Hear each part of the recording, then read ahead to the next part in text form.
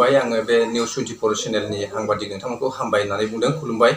आरो आं बे समाव बुंनो सानदों जे जोङो दाखालि जितु निउस होदोंमोन जब कार्डनि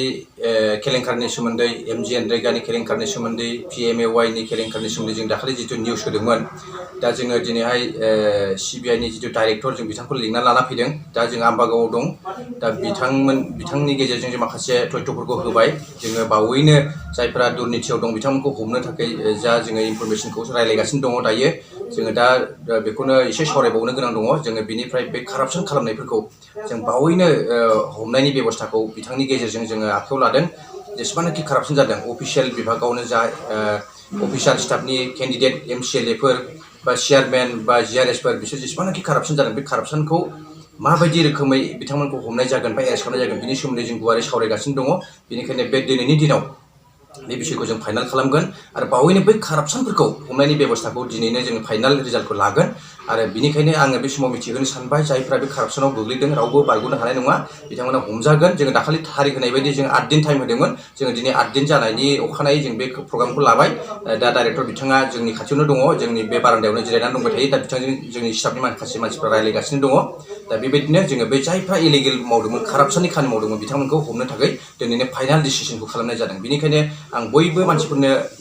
मिथिहोनाय जाबाय जे रावबो मानसिया दाय गोनाङा दायनिगिरिया गनायनि राहा गैया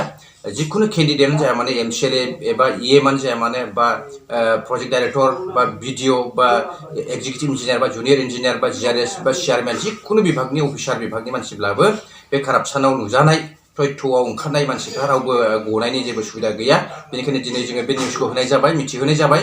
जाहाथे बेखौ मिथिहोआलाबासिनो खामानिखौ मावब्ला जोंखौ गाज्रि मोननाय नङा चेयारमेनफ्राबो जाहाथे दुसिनो मोननाय नङा जों बे खामानिखौ मावनो थाखाय दिनै जों फाइनाल डिसिसन लाबाय दा बिनिखाय आङो गुरै खावलायनो सानबाय जायफ्रा दासिमबो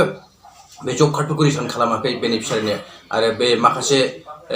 इलिगेलफोरखौ बा आद्रा थानाय खामानिफोरखौ मावाखै बिथांमोना बे दिनै आरो गाबोननि बिथोरावनो जुदि खामानिखौ मावोब्ला एबा जब कार्डफोरखौ रिटार्न खालामोब्ला अब्ला बिथांमोननि थाखाय बे रेहाय मोननायनि सुबिदा थागोन बेनिखायनो आं बेखौनो मोजाङै मिथिहोनो सानबाय जों जेसेबांनाखि गोख्रोङै आरटिआइ खालामगासिनो दंमोन बे गासै रिपर्टखौ जोङो दिनै खावसे होबाय जों होजोबनो हायाखैबाबो जों खावसेखौ दिनै गथायबाय आरो बिनि गेजेरजोंनो बे माखासे इलिगेल थानायफ्रा हमजानो गोनां खैफोद बिभागाव थानायफ्रा एन्टि कारापसनाव थानाय मानसिफ्रा बिथांमोना हमजानायनि लाइनाव मोनसे आल'सना जागोन आरो बे आल'सनानि मथे बिथांमोना हमजानांगौ एबा जेल जानांगौ बे खामानिया जासिगोन बेनिखायनो जों डाइरेक्टरखौ दिनै जबरदस्ति लिंना लाना फैबाय बिथाङा दायो बे आम्बागाव सहराव फैबाय दा जोङो मोनसे जायगायाव बेखौ रायलायखांनायनि उनाव जोङो जायै लोङै बिथांखौ बिदाय हरगोन आरो बिदिनो बे गाबोन समफोरनि बिथोरावनो बे खामानिखौ मावगोन जायफ्रा कारापसनाव आखाइ होदों बिथांमोननिसिम गेदेर बे हमनायनि खामानिखौ एबा एरेस्ट खालामनायनि खामानिखौ बे कारापसननि पानिशमेन्टनि फिथाइखौ बे साननैसोनि बिथोरावनो फोसावनाय जासिगोन होननानै आङो गुरैयै बयनिसिमबो मिथिहोनाय थाबाय आरो आं बेखौनो खावलायदों जे जाहाथे बेयाव रावबो दुखु मोननायनि जेबो खोथा गैया जे जायफ्रा इलिगेल खामानि मावदों गोरोन्थि खामानि मावदों कारापसननि खामानियाव बाहागो लाफानानै लिप्त जानानै दङ बे कारापसन खामानियाव बाहागो लानानै दङ बिथांमोना बे हमजानायनि खामानियाव गोग्लैगोन बेनिखायनो बे साननैनि बिथोराव सोरबाफोर जब कार्ड होआखैब्ला बिथांमोना रिटार्न खालामनांगौ आरो बिथांमोना जुदि बे रिटार्न खालामाबा बे हमजानायनि खामानियाव दिनैनि आल'सनानि गेजेरजों फाइनाल जानानै फैसिगोन आं बेखौनो बयबो रायजोफोरनि सिगाङाव दिनै आं मिथिहोबाय आं उदालगुरि डिस्ट्रिक्टनिफ्राय लानानै क'क्राझार डिस्ट्रिक्टसिम बे निउसखौ फोसावनाय जाबाय गोजोन्थों जोंहा पिएमएवाइ बेनिफ्राय जब कार्डनि बेनिफ्राय मोनसेया जाहैबाय आइएवाइ सममोन बै समाव बे आइएवाइ बेनिफ्राय माखासे एमजिएनरेगा बांसिन बेफोरावनो जादों आरो किसुमान साप्लाइ बिभागावबो जों मोन्दों आरो बिदिनो एफसिआइ बिभागफ्रावबो जों मोन्दों आरो गुबुन बिदिनो पिडाब्लिउडिनि बिभागावबो एसे मोनबाय आरो गुबुन इरिगेसनफ्रावबो एसे मोनबाय बे गासैबो बिभागखौ जों मोनजोबनो हायाखैब्लाबो जिखिनि 6-7थासो डिपार्टमेन्टआव जों इलिगेल मोन्दों कारापसननि बिसय बेनि खामानिखौ जोङो मावग्रोनो होनानै बे डाइरेक्टरखौ सिबिआइनि डाइरेक्टरखौ जों लिंहरनाय जादों दिनैहाय बेखिनियानोसै मावदोंमोन आरो बे खामानियाव साइन बर्ड होदोंमोन बे साइन बर्डआव खिन्थु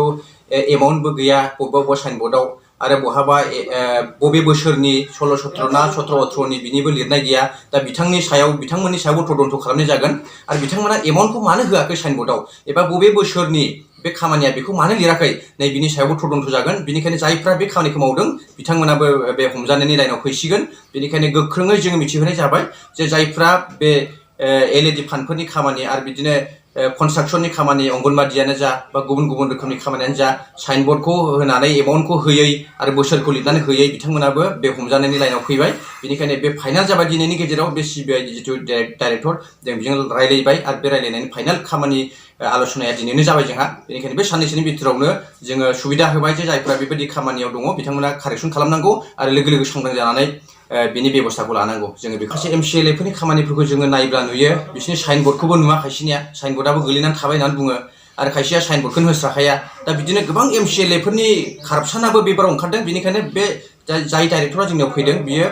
नैबे फिसा फिसौ खामानिखौ मावग्रोजोबनायनि उनाव एमसिएलएनि न'आव थांगोन होननानै बुंदों बेनिखायनो जों बेयाव थांफागोन एमसिएलएनि न'आव इएमनि न'आव थांगोन होननानै बुंदों बिथाङा आरो मोनफ्रोमबो ब्लक अफिस आरो पिडि अफिस आरो इन्जिनियार अफिस बेयाव मोनफ्रोमावबो हाबनानैसो बे गासैखौबो तदन्त खालामजोबगोन होननानै बुंदों बेनिखायनो एमसिएलए फोरनि न'आवबो थांनाय जागोन होननानै बिथाङा गोरायै बुंबाय जोंनि सिगाङाव बेनिखायनो बे एमसिएलए फ्राबो गोबां खामानिफोरखौ मावनानै साइनबोर्ड गैया आरो बिदिनो बबेबा रोखोमनि एमाउन्ट गैया बेबायदिनो खामानिखौ मावदों दा बेनिखायनो बेफोर गासैबो तदन्तआ जों बे सिबिआइनि तदन्त खालामनायनि बिथांमोननि बिथोन बायदिसो जोङो साननैसोनि उनाव जों नुनो मोनसिगोन खामानियाव जों ओरैबायदि नुदों मोनसे साइनबोर्डजोंनो ओरैबो खामानि मावदों आरो ओरैबो खामानि मावदों थारमाने ओरैनि फैसाखौबो लादों बिलखौबो ओरैनिखौबो आदाय खालामदों आरो ओरैनिखौबो आदाय खालामदों दा बेफोरबायदि गासैबो कारापसना मा साइजनि जादों बेफोरनि सायाव मोनफ्रोमबो तदन्त जागोन बे 40टा डिपार्टमेन्टनिबो मोनफ्रोमबो बिभागावनो तदन्त जागोन बेनिखायनो बे तदन्तआ एकदम पुरा रेबें रेबेङै ओंखारलांगोन बेनिखायनो बिनि फिथाइया मा जागोन बिथांमोना मिथिगोन उनावहाय बेनिखायनो बे बिटिसिआव थानाय रायजो राजाफ्रा माबायदियै कारापसन खालामबा हमजायो बेखौबो उनाव मिथिनो मोनसिगोन आरो माबायदिखौ दुर्निति होननानै बुङो बिथांमोना उनावहाय थाल मोनसिगोन आरो बेखौनो आङो बुंनानै मिथिहोनाय जाबाय To News 24 Bodoland, News 24 Bodoland YouTube channel, please subscribe and click on bell icon. Thanks.